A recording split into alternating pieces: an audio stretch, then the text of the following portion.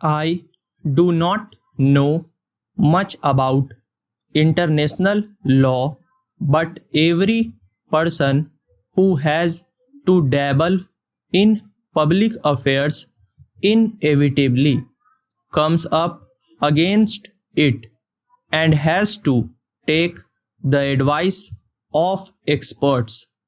I have a vague recollection that connected with this idea of international law, there were at various times in the history of Europe concepts like the Holy Alliance, a certain number of countries binding themselves together for various reasons against other countries or other forces which did not go along with their thinking.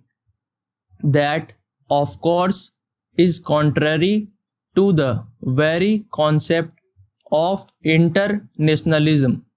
Today, we see certain tendencies of the revival of holy alliances.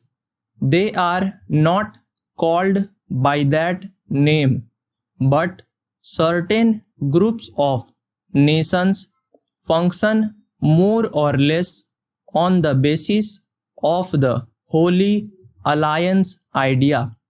They consider themselves the center of the world and expect other countries to fall in line. This may have some justification, but it does put these other countries in an embarrassing position. Either one joins the Holy Alliance or one is outside the pale of international law in a sense.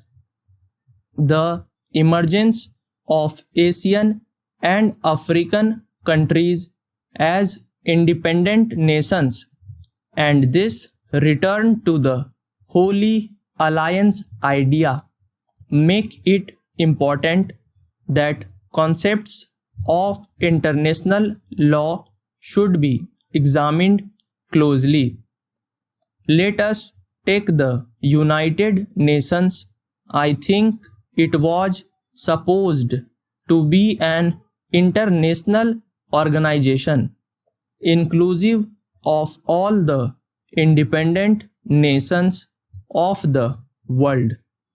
There is a tendency, however, to regard it as something less than that, a tendency which I suppose emanates from the Holy Alliance idea. This in turn has affected other problems also. Politicians and statesmen who discuss such problems are naturally influenced by their political approach, and so we do not get what might be called a scholarly objective estimate. Further, it so happens that what we generally get is the non-Asian or non-African side.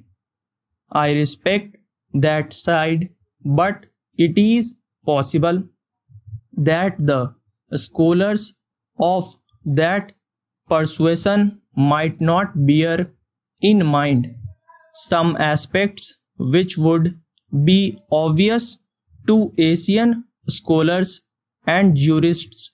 Therefore, it is desirable that the various aspects of international law should be considered objectively and in a scholarly manner by the eminent lawyers and jurists of Asia and Africa.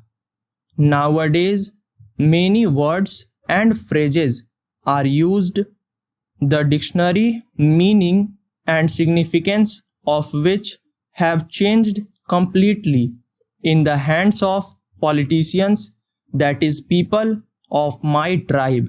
para. Subscribe the channel for regular shorthand and stenography videos.